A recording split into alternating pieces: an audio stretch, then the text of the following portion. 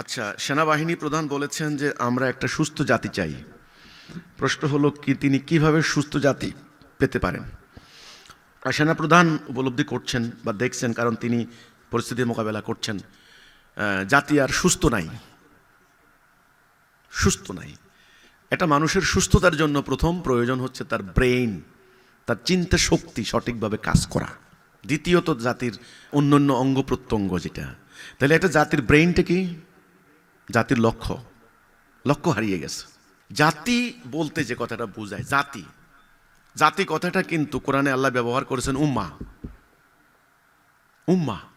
জাতি গঠনের জন্য কতগুলি মৌলিক উপাদান লাগে, যেগুলি ছাড়া জাতি হয় না।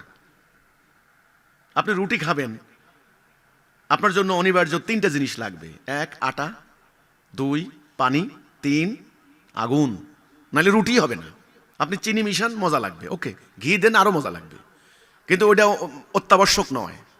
তিনটা জিনিস গুরুত্বপূর্ণ, সেটা হলো 1 পানি, 2 আগুন, 3 ওই যে আটা। রুটি বানানোর একেবারে মৌলিক উপাদান, ইনগ্রেডিয়েন্টস।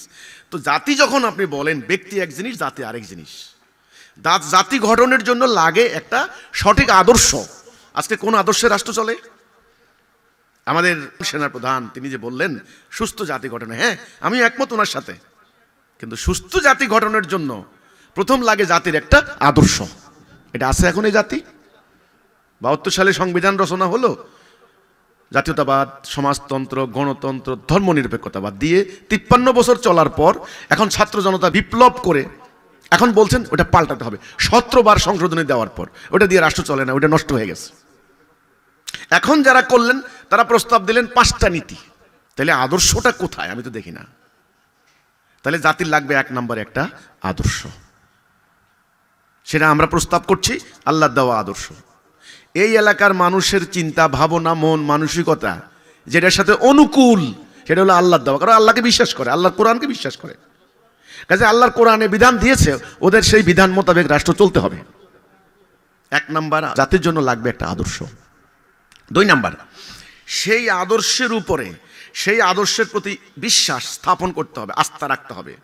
সেটার উপরে পুরো জাতি হইতে হবে ঐক্যবদ্ধ। এই যে টুকরা টুকরা ওই বহুদলীয় গণতন্ত্র, স্বাধীনতার নামে যে যার যেমন খুশি দল করা, এই সুযোগ থাকা চলবে না। ঐক্যবদ্ধ জাতি হবে একটা। 3 নাম্বার, জাতির মধ্যে লাগবে ডিসিপ্লিন। যেন তেন ডিসিপ্লিন না, মিলিটারি ডিসিপ্লিন। সেনাপ্রধান তিনি নিশ্চয়ই ডিসিপ্লিন শিক্ষা করতে করতেই তিনি সেনাপ্রধান হয়েছেন। এমনি এমনি তো ওনার মুখ চাইয়ে তো আর সেনাপ্রধান বানায় নাই। কঠোর ডিসিপ্লিন মিলিটারিতে। মিলিটারি মূল প্রাণ শক্তি আনুগত্য, ডিসিপ্লিন।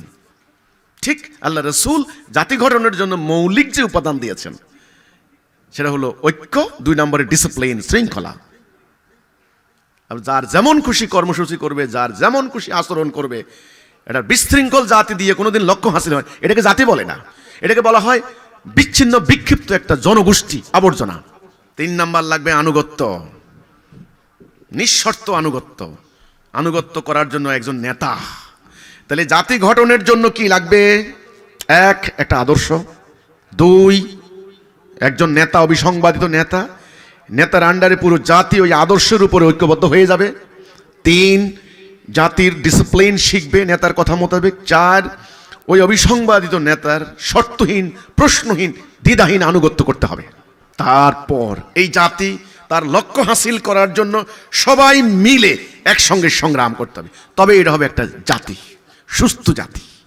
এখন একদল কর্মসূচি দেয় এইদিকে, একদল দেয় ওই দিকে, একদল দেয় এই দিকে। এটা তো লক্ষ্য নাই, পথভ্রষ্ট হয়ে গেছে সবাই। হবে না। ব্যবসায়ীরা পালিয়ে যাচ্ছে, আর বিনিয়োগ করবে না এখানে, কারণ নিরাপত্তা নেই। টাকাওয়ালারা, মানে যারা রাজনীতি করে, সুযোগ পেলে টাকা পাচার করে দেয়। তাহলে কি হবে? অসুস্থ জাতি। আমাদের সেনাপ্রধান যে কথাটা বলেছেন, হ্যাঁ আমিও চাই সুস্থ জাতি। তো জাতি গঠনের জন্য আল্লাহর পক্ষ থেকে কর্মসূচি চলে এসেছে, আদর্শ চলে এসেছে। সুস্থ জাতি, যেই জাতি হবে সেরা জাতি। মুখে মুখে সেরা হওয়া যায় না। যারা মিথ্যা কথা বলে, মিথ্যা প্রচার করে, যারা গুজব রটনা করে, যারা সত্য মিথ্যা যাচাই করে না, যারা ধর্মের নামে রাজনীতি করে আর ধর্ম ব্যবসা করে, যারা মাইনরিটি, ওদের সম্মান দেয় না, ওদের অধিকার স্বীকার করে না, সংখ্যাগরিষ্ঠতার জোরে সন্ত্রাস সৃষ্টি করে দেয়, ওরা কোনোদিন সেরা জাতি হইতে পারে না। জাতির একটা লক্ষ্য থাকতে হয়, লক্ষ্যহীন এটা কোনো জাতি হয় না, এটার নাম আকীদা। তো সুস্থ জাতি গঠন করার জন্য অত্যাবশ্যকীয়, অ্যাসেনশিয়াল, অনিবার্য যে সমস্ত শর্তগুলি আছে সেগুলি আলহামদুলিল্লাহ, আল্লাহ শুকর, হিজবুত তাওহীদ আন্দোলনকে আল্লাহ দান করেছেন আলহামদুলিল্লাহ। আমাদের মোহতারাম সেনা প্রধানকে আমি বলতে চাই, অনেক তো চেষ্টা করছেন, সুস্থ করতে পারবেন না, পারবেন না। আপনার হয়তো মানে প্রচেষ্টা, আপনার অফিসারদের প্রচেষ্টার ঘাটতি থাকবে না, কিন্তু পারবেন না। আদর্শ নাই, কথা কেউ শুনছে না। যতই কষ্ট করেন দিনের শেষে আপনাকে গালাগালি করা হবে, কারণ লক্ষ্য ভ্রষ্ট হয়ে গেছে সবাই এখন। এই লক্ষ্য ভ্রষ্ট হওয়ার নাম শরীয়তের ভাষায় বলে দলালা। দলালা মানে বাম দিকে, অর্থাৎ ইবলিসের প্ররোচনা, এগুলো শেষ হয়ে গেছে। এখন কি করবেন? এই জনগোষ্ঠীকে ফেলে দিবেন? আমার জাতি তো, আমার দেশ তো, আমার মানুষ তো, আমার প্রতিবেশী তো, আমার ভাই বন্ধু তো, বাংলা কথা বলে, আমিও বাংলায় কথা বলি, সেই পদ্মা মেঘনা যমুনার পাড়ের মানুষ আমরা। সে আমরা আপনার হলো বঙ্গোপসাগরের এই তীরে বসবাসকারী এই প্লেটের মানুষগুলি আমরা, এই জনপদের মানুষ আমরা। এদেরকে আর এখন প্রত্যাখ্যান করে নয়, ঘৃণা করে নয়, এদের সামনে আদর্শটা তুলে ধরতে হবে। আমি আপনাদের সেই সহযোগিতা চাই। ইনশাআল্লাহ সুস্থ জাতি তৈরি করার সম্ভাবনা 100% আছে, এবং সেটা করার জন্য আমরা মাঠে ময়দানে লড়াই করছি। পুরো জাতিটাকে সামরিক শৃঙ্খলা দিতে হবে। আমার প্রস্তাবনায় আসছে কিন্তু রাষ্ট্র ব্যবস্থার প্রস্তাবনায় খালি ক্যান্টনমেন্টের সৈন্যদের সামরিক শৃঙ্খলা দিলে হবে না, 2-2.5 লাখ সৈন্যকে। নো, পুরো জাতিটাকে সামরিক শৃঙ্খলা নিয়ে আসেন।